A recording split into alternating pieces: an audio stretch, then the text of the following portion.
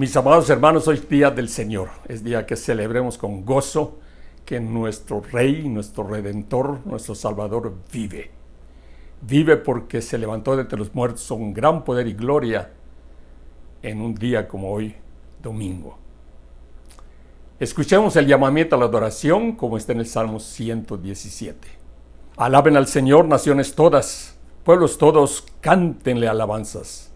Grande es su amor por nosotros. La fidelidad del Señor es eterna. Aleluya. Alabado sea el Señor. Amén. Puestos de pie, cantemos el himno para andar con Jesús.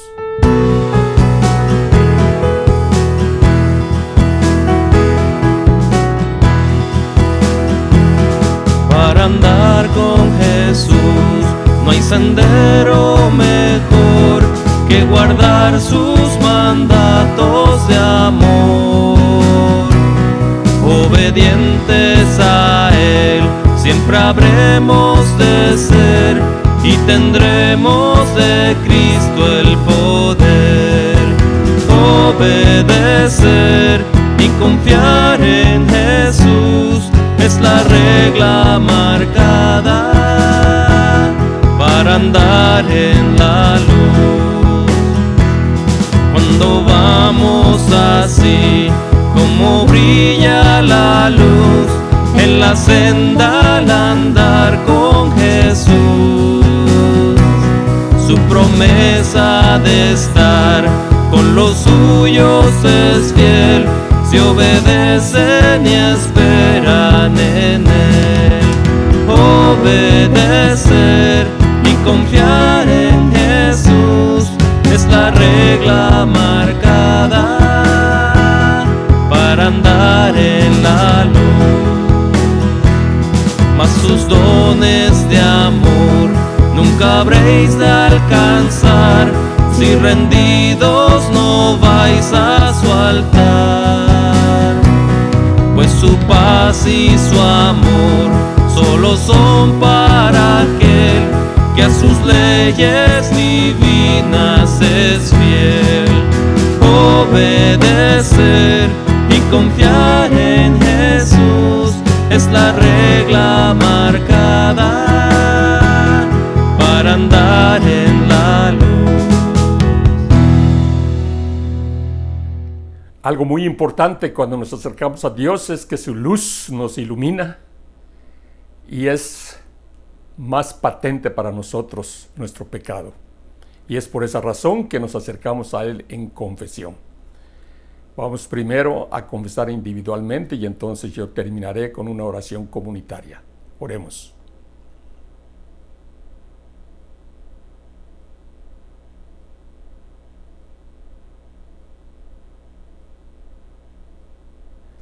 Padre Santo, es tremendo acercarse a ti con alegría, con gozo, sabiendo que tú eres nuestro Dios, nuestro Creador. Pero al mismo tiempo no podemos evitar, a la luz de tu luz, ver nuestro pecado. Señor, te ofendemos no solamente en cosas grandísimas, pero también en cosas aparentemente pequeñas. Y por más que lo evitemos, cuando nos demos cuenta, ya dejamos de hacer algo bueno o ya hicimos algo malo. Señor, ayúdanos con la potencia de tu Espíritu para que estemos más conscientes de que somos un pueblo santo, porque tú nos has hecho santos. Recuérdanos, Señor, constantemente que aunque el pecado no se ha erradicado totalmente de nosotros, nosotros tenemos la potestad de decir no al pecado en tu poder, en tu gracia, en tu misericordia. Acepta pues nuestra confesión humilde, Señor, y permite que podamos seguirte alabando sabiendo que la sangre de tu Hijo nos limpia de todo pecado. Y en su nombre oramos. Amén. Ahora, habiendo confesado nuestros pecados, escuchemos lo que dice el Salmo 130. Si tú, Señor, tomaras en cuenta los pecados, ¿quién, Señor, sería declarado inocente? Pero en ti se halla perdón y por eso debe ser temido. Amén. Con ese gozo y la seguridad de que Él nos ha perdonado en Cristo Jesús, vamos a ponernos de pie de nuevo y cantemos con gusto, llevaremos la luz.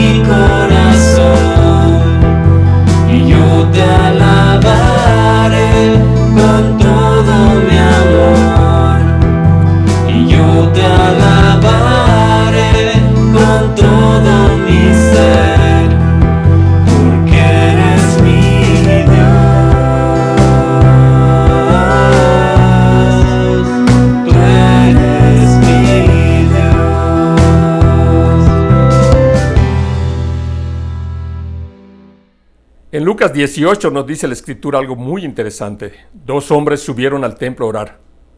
Uno era fariseo y el otro recaudador de impuestos. El fariseo se puso a orar consigo mismo. Oh Dios, te doy gracias porque no soy como otros hombres, ladrones, malhechores, adúlteros, ni mucho menos como ese recaudador de impuestos.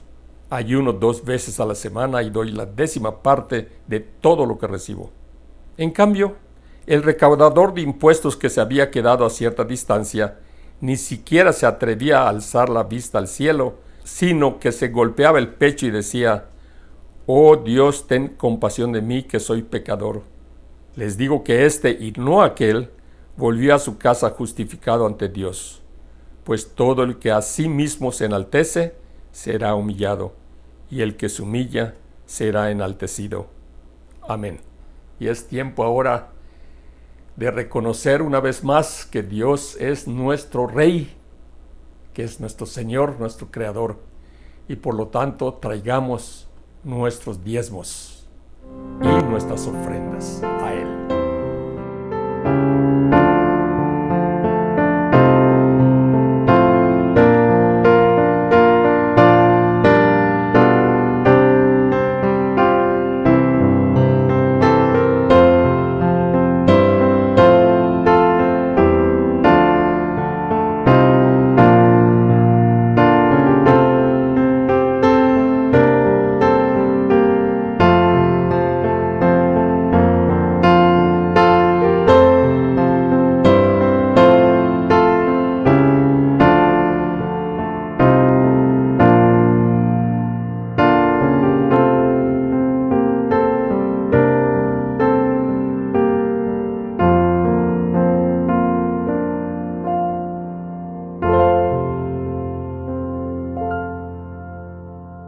Mis hermanos, oremos consagrando los diezmos y las ofrendas.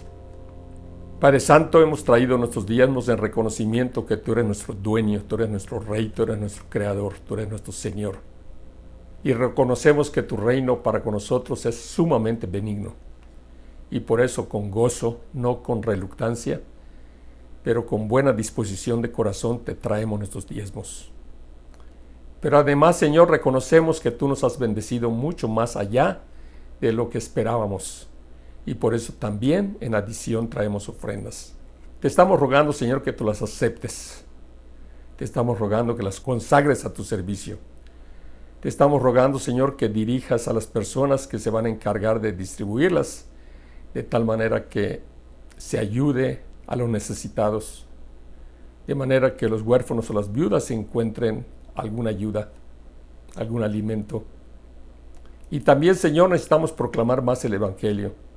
Te rogamos que parte de estos diezmos y ofrendas se utilicen para extender tu reino sobre esta tierra, que tanto te necesita. Ayúdanos a ser unos comunicadores más efectivos de tu gracia. En nombre de Cristo Jesús. Amén. Mis hermanos, después de haber cantado, después de haber traído nuestros diezmos, ahora ya estamos listos. Preparemos nuestro corazón, preparemos nuestra mente, preparemos nuestros cuadernos de notas para escuchar con atención el estudio de la palabra de hoy, que está muy interesante, de labios de nuestro pastor, don Aarón Zapata.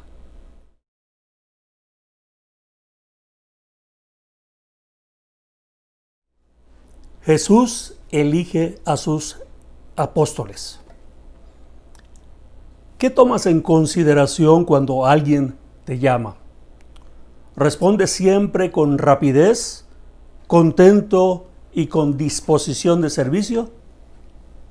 Hoy vamos a estudiar un corto pasaje que tiene una importancia fundamental para todos nosotros. Siguiendo la revelación de la Santa Palabra de Dios, escrita por el evangelista Marcos, llegamos a esta lectura en Marcos 3, 13 al 19. Oremos, hermanos, pidiendo la dirección, la iluminación del Espíritu Santo.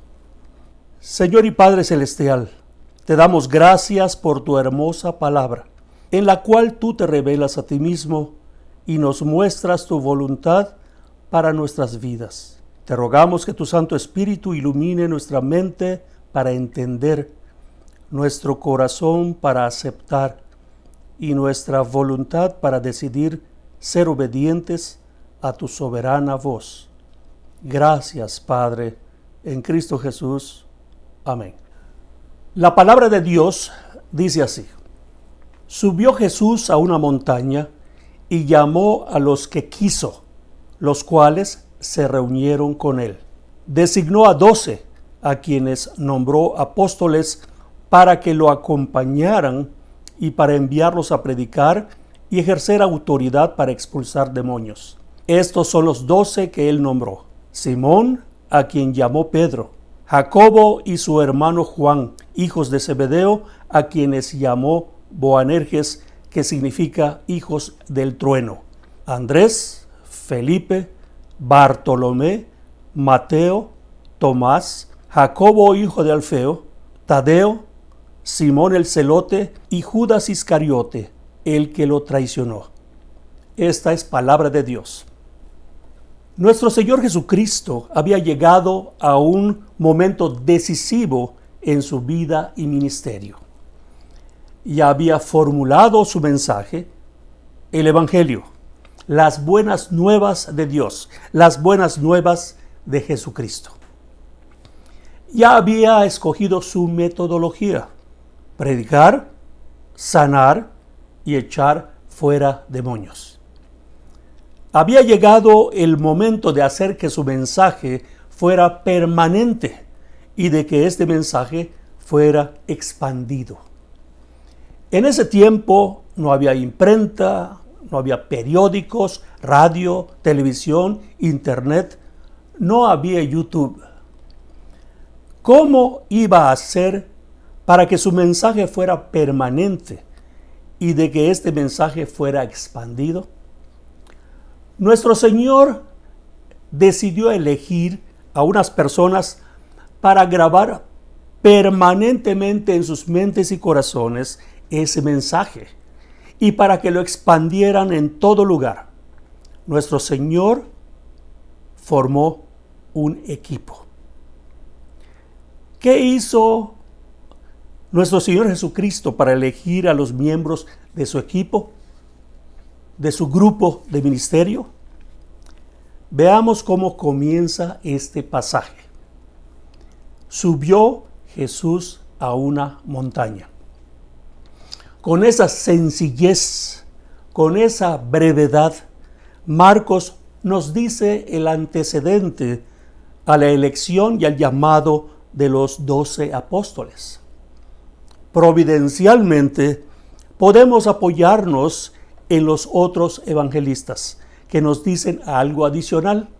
Por ejemplo, vayamos a Lucas capítulo 6, versículos 12 y 13. Por aquel tiempo se fue Jesús a la montaña a orar y pasó toda la noche en oración a Dios. Al llegar la mañana, llamó a sus discípulos y escogió a 12 de ellos, a los que nombró apóstoles. Jesucristo subió a la montaña a orar. A una montaña. Varios eventos en la historia de la redención fueron en un monte o en una montaña. Recordemos la entrega de los 10 mandamientos en el monte Sinaí. El sermón del monte, por supuesto que fue dado en una colina. La transfiguración, que posiblemente fue en el monte Tabor. La crucifixión en el monte Calvario. Y varios otros lugares que podemos nosotros ver en la palabra de Dios. La vida de Jesucristo fue una vida dedicada a la oración. Y varias veces menciona una montaña. Este momento fue muy especial. Fue un tiempo de importantes decisiones. Jesús buscó un lugar privado para orar toda la noche y pedir la dirección del Padre. Es necesario recordar que Jesús siempre consideró una prioridad estar en comunión con el Padre. Si Él como Señor y Redentor, sintió la necesidad de orar, ¿cuánto más nosotros, pecadores redimidos, debemos buscar y usar el privilegio de la oración? Dios nos manda a orar y nos promete que va a escuchar nuestras oraciones y que va a contestarlas. Varios pasajes vemos: Jeremías 33:3, Isaías 65, Mateo 7, Juan 16.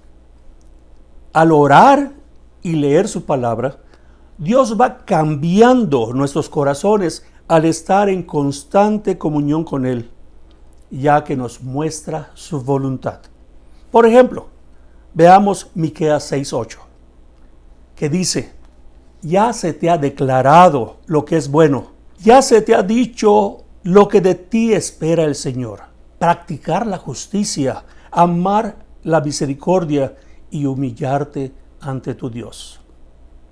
En la Biblia hay cosas que no son fáciles de entender, pero lo que es necesario que entendamos es tan claro y transparente como algunas playas del Caribe.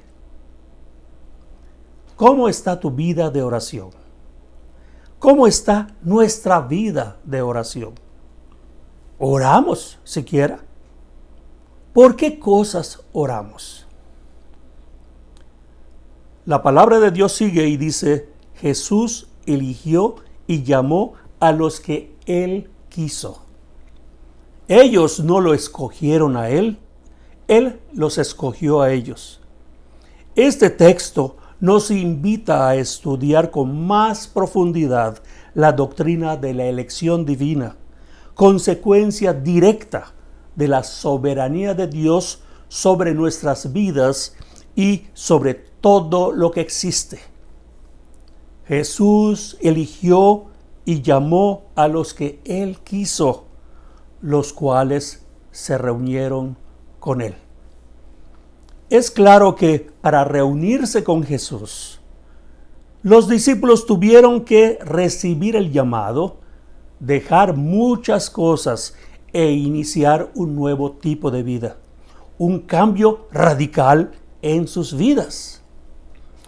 Cuando Jesús te llama, eso mismo es lo que tienes que hacer: dejar muchas cosas e iniciar un nuevo tipo de vida.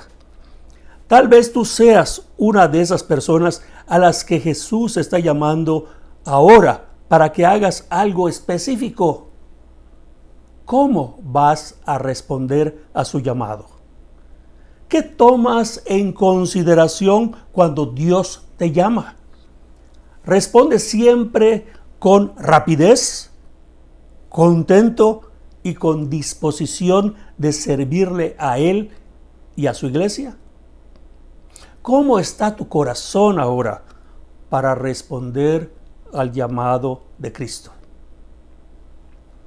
Continuemos. Designó a 12, a quienes nombró apóstoles para que lo acompañaran y para enviarlos a predicar y ejercer autoridad para expulsar demonios. Designó a 12 y los nombró apóstoles. Vale la pena prestar atención a este versículo. ¿Para qué los llamó Jesús? Básicamente para dos cosas. En primer lugar, para que lo acompañaran, para que estuvieran con Él. Jesús los llamó para que fueran fijos y consistentes. Otros de los discípulos estaban un día con Él y no estaban al día siguiente. Un día sí, otros días no. Podemos decir que algunos seguidores de Jesús son fluctuantes e inconstantes. Recuerdo que mi pastor decía: son muy fieles en su asistencia a la iglesia. No fallan en Navidad y en Semana Santa. Jesucristo no quiere esa clase de fidelidad. Él llamó a los 12 para que lo acompañaran, para que estuvieran con Él. En segundo lugar, los llamó para enviarlos a predicar y ejercer autoridad para expulsar demonios. Fueron llamados para ser enviados, no para estar sentados. Jesús los envió a predicar y les delegó autoridad para expulsar demonios. Si usamos lenguaje de estrategia militar, podemos decir que esos hombres integraron la primera cabeza de playa cuando nuestro Señor Jesucristo ascendió a los cielos. Ellos predicaron el Evangelio, las buenas nuevas de salvación en Cristo Jesús, primero en Jerusalén, después en Judea y Samaria. Y cuando Saulo de Tarso fue convertido al cristianismo y llegó a ser conocido como Pablo, llevó el Evangelio a Asia Menor y a Europa. En ese tiempo no tenían libros impresos, no había radio, televisión ni internet, pero esparcieron el mensaje de salvación de región en región, de país en país, hasta cubrir todo el mundo conocido. Ahora, nosotros somos llamados para continuar la obra de Cristo, llevar el Evangelio. Pero por supuesto, no lo podemos hacer como lobos esteparios. Necesitamos trabajar en equipo. El cristianismo siempre ha sido un esfuerzo de equipo. Así lo diseñó Dios. Es verdad que Dios ha llamado a algunos para ser líderes de la iglesia, pero la función del liderazgo es la de entrenar a los creyentes para la obra del ministerio. Esto lo vemos en Efesios 4, versículos 11 y 12, que dice: Él mismo, Cristo, constituyó a unos apóstoles, a otros profetas, a otros evangelistas y a otros pastores y maestros, a fin de capacitar al pueblo de Dios para la obra de servicio, para la obra de ministerio, para edificar el cuerpo de Cristo. Aquí es donde muchos líderes fallamos. Los buenos líderes cristianos entrenan, capacitan a los miembros de la iglesia y les delegan autoridad para que ellos, en equipo, realicen la obra del servicio de la iglesia para la edificación del cuerpo de Cristo. El pastor maestro, el líder cristiano, debe de coordinar y supervisar esos trabajos junto con los ancianos de iglesia. La palabra de Dios sigue. Estos son los 12 que él nombró: Simón, a quien llamó Pedro; Jacobo y su hermano Juan, hijos de Zebedeo, a quienes llamó Boanerges, que significa hijos del trueno; Andrés, Felipe, Bartolomé, Mateo, Tomás, Jacobo, hijo de Alfeo, Tadeo, Simón el celote y Judas Iscariote, el que lo traicionó. Esta lista es de lo más interesante. Es una evidencia de la gracia de Dios. Varios de ellos cometieron serios errores. Ustedes pueden hacer un estudio tan detallado y profundo como lo deseen. Solo voy a hacer unos breves comentarios. Simón, Pedro y Andrés eran hermanos. Esto lo vemos en Juan 1, 40 y 41. Andrés fue posiblemente el primer discípulo de Jesús. Fue Andrés el que llevó a su hermano Pedro a Jesús. ¿Le has presentado a Jesús a tus hermanos? ¿Le has presentado el Evangelio a tus familiares? Jacobo y Juan fueron hermanos. Lo vemos en Marcos 3:17. Jesús los llamó Boanerges, hijos del trueno, debido a que su carácter enojón tenían una furia incontrolable. Jesús cambió el corazón y el temperamento colérico sanguíneo de estos dos hermanos. Y si no cambió el temperamento, por lo menos lo encauzó para cosas mucho más positivas. Juan llegó a ser el discípulo amado y escribió 5 libros del Nuevo Testamento. Jacobo fue el primer mártir de los apóstoles. Hechos 12, versículo 2. ¿Qué tanto ha cambiado tu carácter y tu vida desde que eres cristiano? ¿Sigues teniendo el mismo carácter, diciendo las mismas palabras, los mismos defectos año tras año? ¿De qué cosas te tienes que arrepentir? Felipe y Bartolomé. Felipe era del pueblo de Betsaida. Jesús lo llamó. Felipe buscó a Natanael y lo llevó a Jesús. Juan 1, 43 al 51 nos relata esa historia. Jesús, refiriéndose a Natanael, dijo: aquí tienen a un verdadero israelita, en quien no hay falsedad. ¿Te gustaría que Jesús dijera eso de ti? Aquí tienen a un verdadero cristiano, en quien no hay falsedad.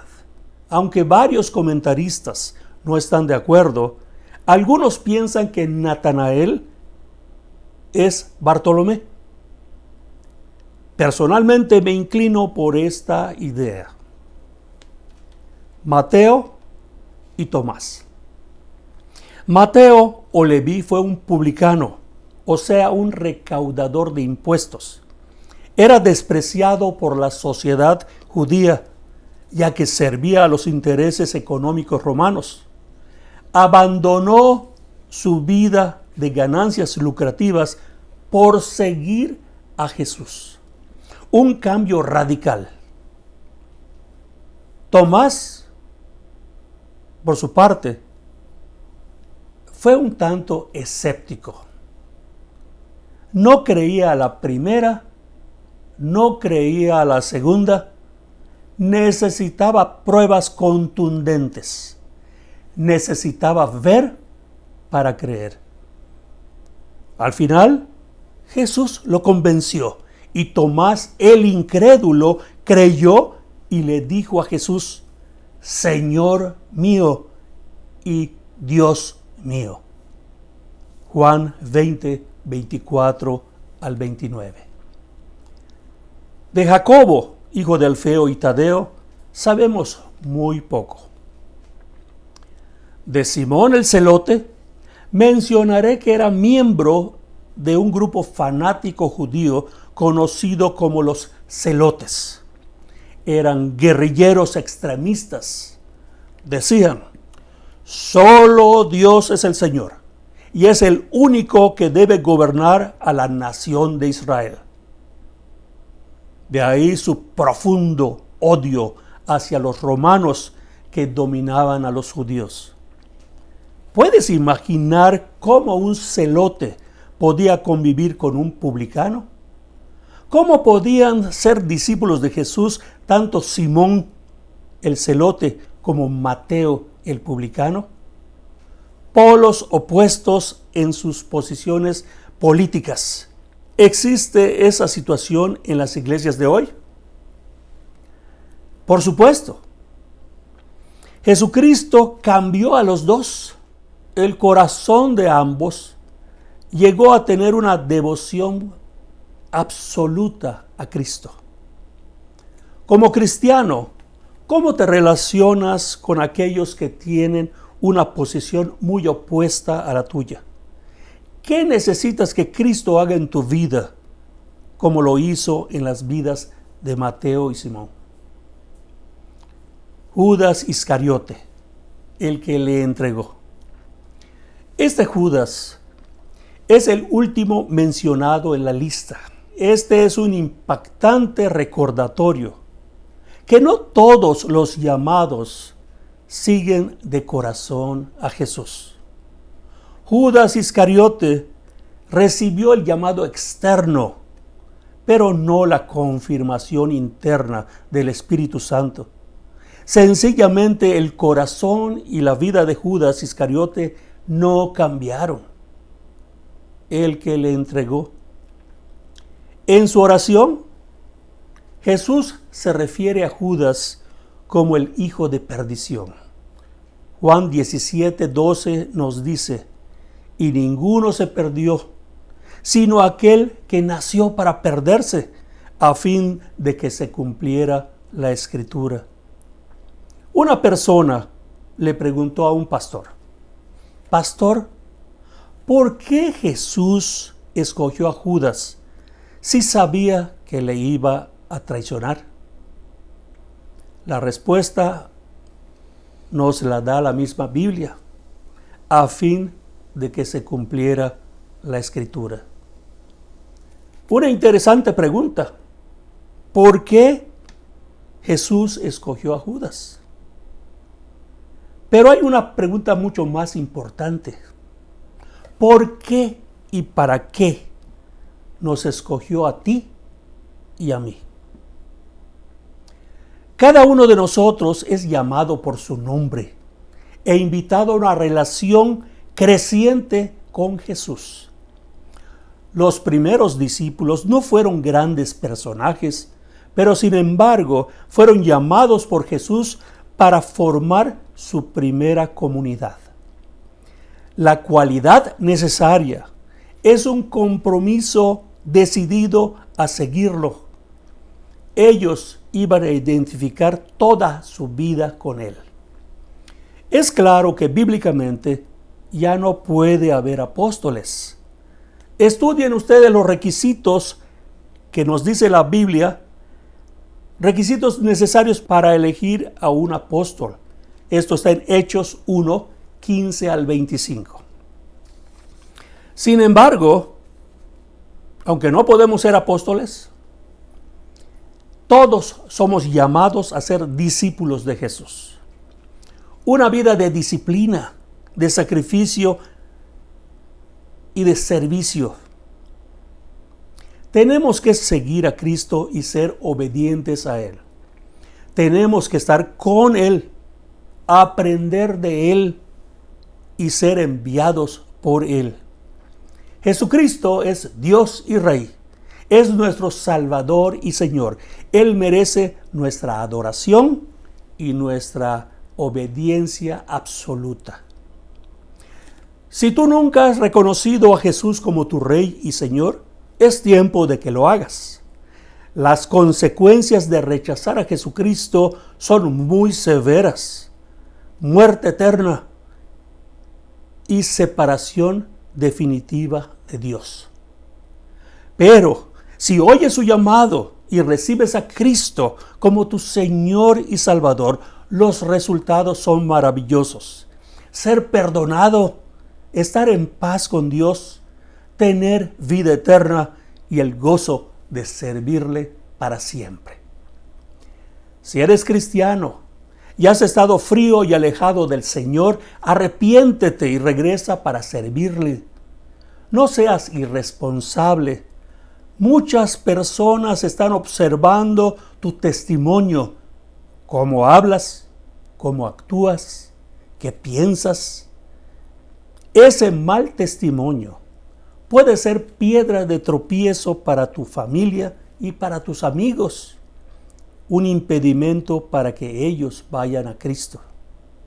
Si eres cristiano, únete a una iglesia en particular como miembro en plena comunión. Además, involúcrate en un grupo pequeño de la iglesia. Pregúntale al pastor en qué puede servir, cómo puede ser útil en la iglesia. Todos somos llamados, pero importa mucho cómo respondemos. Que ese llamado no sea solamente externo. Pídele a Dios que su Santo Espíritu toque tu corazón, que transforme tu vida y que vayas a Cristo ahora mismo. Oremos. Señor y Padre, te damos gracias por tu palabra. Te damos gracias porque tu Santo Espíritu inspiró toda la Biblia. Y ahora podemos tomar esta pequeña fracción para ser alimentados espiritualmente y para que tenga impacto práctico en nuestras vidas diarias. Te damos gracias y te alabamos en el precioso nombre de Cristo Jesús. Amén. Y ahora, mis amados hermanos, que el Señor te bendiga y te guarde. El Señor te mire con agrado y te extienda su amor. El Señor te muestre su favor y te conceda la paz. En el nombre del Padre, del Hijo y del Espíritu Santo. Amén.